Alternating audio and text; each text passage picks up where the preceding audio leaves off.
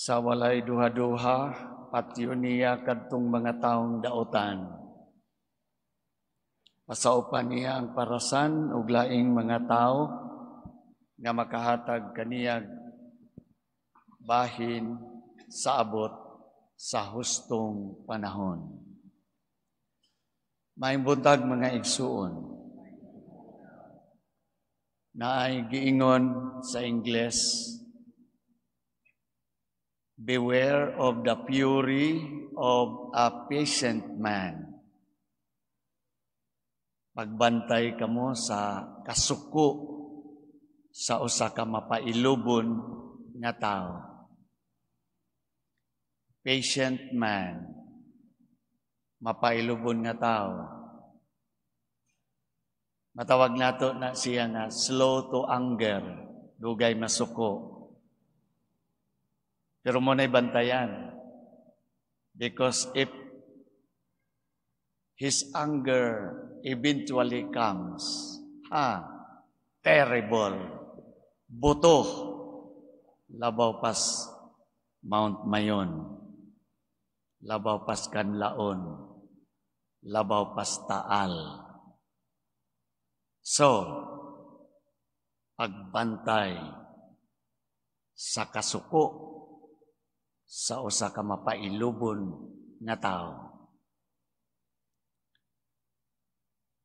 Nakasulay mo og diha sa opisina, gitindugan ka, tudloon pa. Unya mo gawas sa opisina, pultahan ilamba pa. Alang-alang man po nag-imong gukdon. Di, maghilom ka na lang yun. Mga igsuon,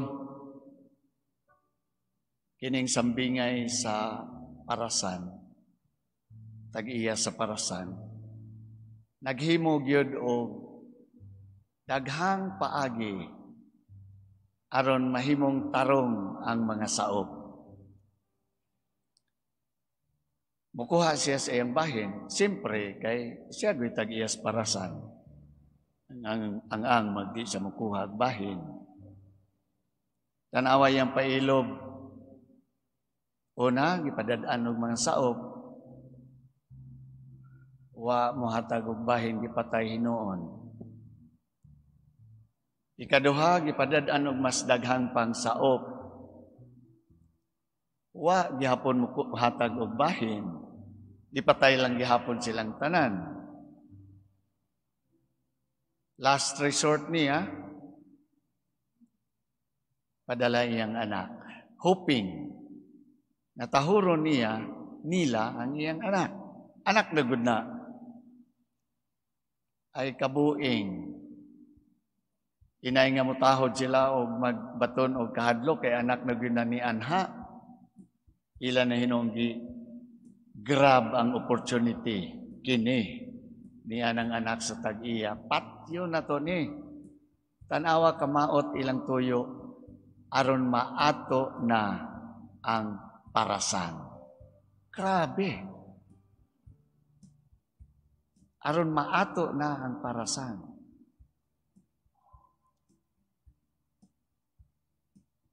Busa manggani,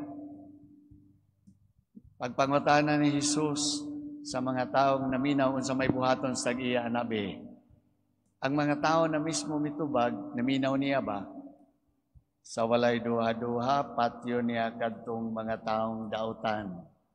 Pasaupan niya ang parasan sa laing tao nga makahatag kaniya sa iyang bahin sa abot sa hustong panahon. So, dili na siya makatolerate, maupos na iyang pailob, o naupos gyud sa istorya.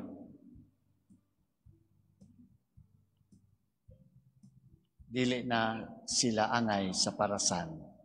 Ihatag na sa lain nga makahatag og bahin sa hustong panahon. Mga igsoon, sambingay man sambingay ni siya.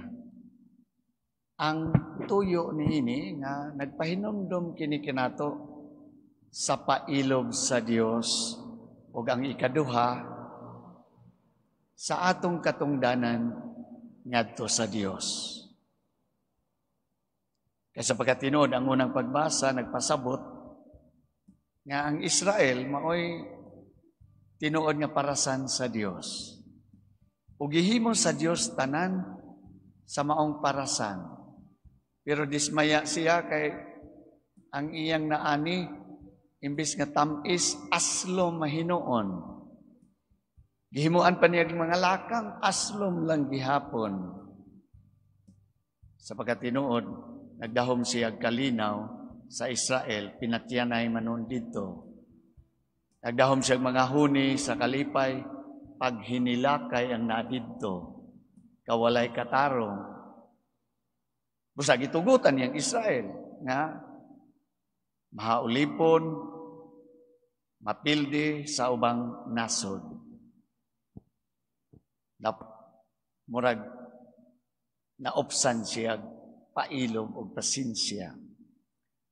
Di ba kahapon na ingon anak ta, atubangan sa Ginoo?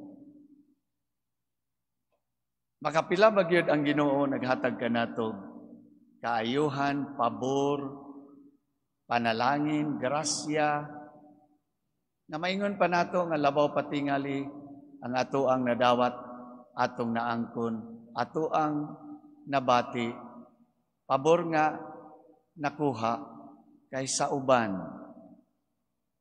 Pero nagtukmod ba ni nato nga mas mahimupod tang angay sa Dios?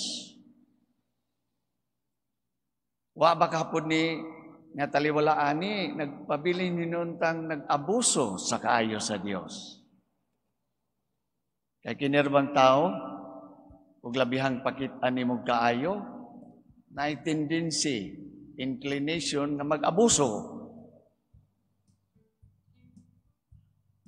Tabangan na ka, tabangan na, hatagan na, pero ang kamot kanon pa. Kasuwag maghatag og iro anang hatagan ni mo siya, anya. Usahay, di man lang ang katong sudan nga imong gihatag, bukog, apilon ang imong kamot. Aw, pasagdi na lang ng iro, kay iro man. Pero, gawas nga sa kaayo sa Dios, kaluoy sa Dios, pasaylo sa Dios, balik-balik niya puntang pagpakasa. Usahay, wa ta makakaton.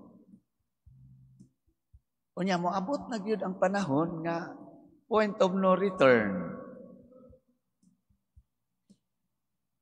Dili lamang siguro sa moral lang nga kinabuhi sa atong pagpakasala o sa atong pagdumili sa pagsugot sa balaod sa Dios. Gani kanang disease o sakit. Ang una nang magtagaw-taw ang kapikas man ng asawa. Sunod ayon mga anak, sigig badlong. Pero hantod sila nagbadlong kanus ako to. Sige lang gihapon pabadlong. Hantod mo ingon na dayon nga ayaw na lagi ana, ngano magyud ka nga di man gyud ka mapatuo. Maabot yun ang panahon nga tungod sa kagahig o maputlan gyud tiil. Diabetic god. Putlan og kamot. Nya ang uban doktor moingon mga dili man ta na ang tiil angay putlon. Ang putlon nato kana matong cravings. Di na to maputol ug di na to mapanto na tong kugalingon nga taliwala sa daghan kayong mga pasidaan, daghan kayong pamadlong, daghan kasaba. Di gihapon ta mo tuman. Sa kadaghan sa kahigayunan nga mahimutang maayong Kristiyanos, sa iyang pailog nga daway utlanan apan moabot nga maupos ang pailog sa Dios. Tanan dunay limit. na aday utlanan bisan ang kaayo. Bisan ang pailog sa Dios.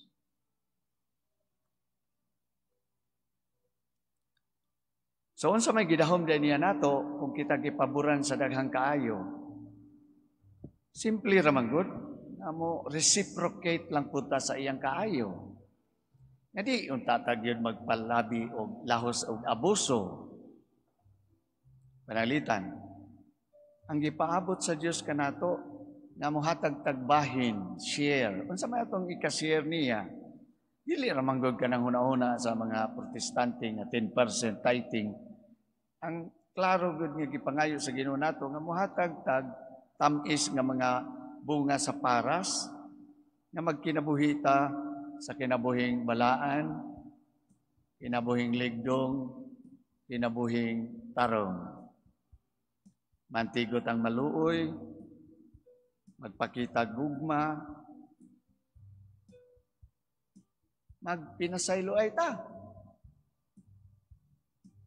E nga nung pong diin ta magpinasaylo ay nga, gipasaylo mangitas Ginoo. Kadumdum mo atong tao, sambingay na po niya, wa ni pasaylo.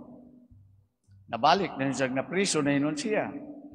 Imbes nga gipapas na itong iyang milyon nga utang, kay unta ibaligya siya, iyang asawa, iyang mga anak, ibaligya, tanan nga naa sa iya, ibaligya na aron makabayad sa utang.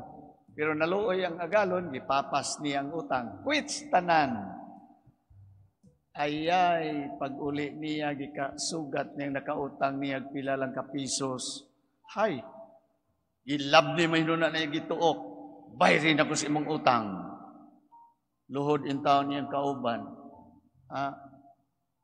Ang anangana sa, bayran talagi ka. Wag yun siya mo sugot. Iyan na hinong gipabilanggo. Sumbong na hinoon mga kauban sa agalon. Imbes nga, naluwas na siya, nabalik na hinoon siya. Na, mauna na.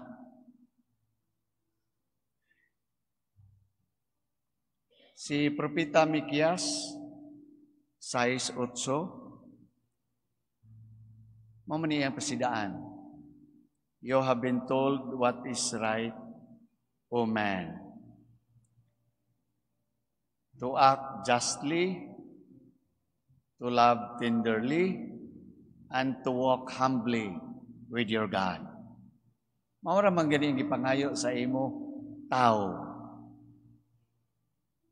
Nga, magkinabuhi ka og matarong. Nga magpakita kag malumong gugma sa isig kaingon. Nga,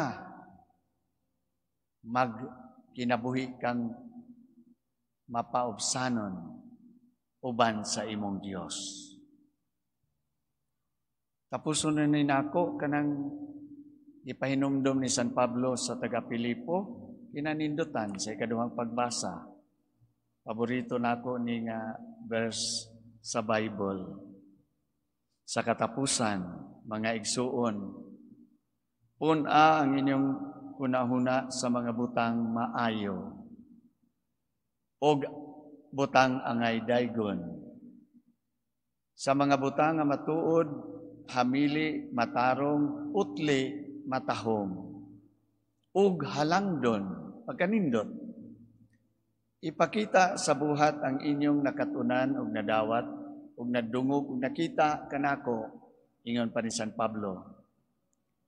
Og ang Dios nga naghatag kanato sa kalinaw, mag-uban kaninyo.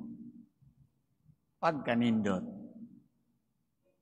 Nindot pamation po sa English. Whatever is true, whatever is honorable, whatever is just, whatever is pure, whatever is lovely, whatever is gracious, if there is any excellence, if there is anything worthy of praise, think about these things.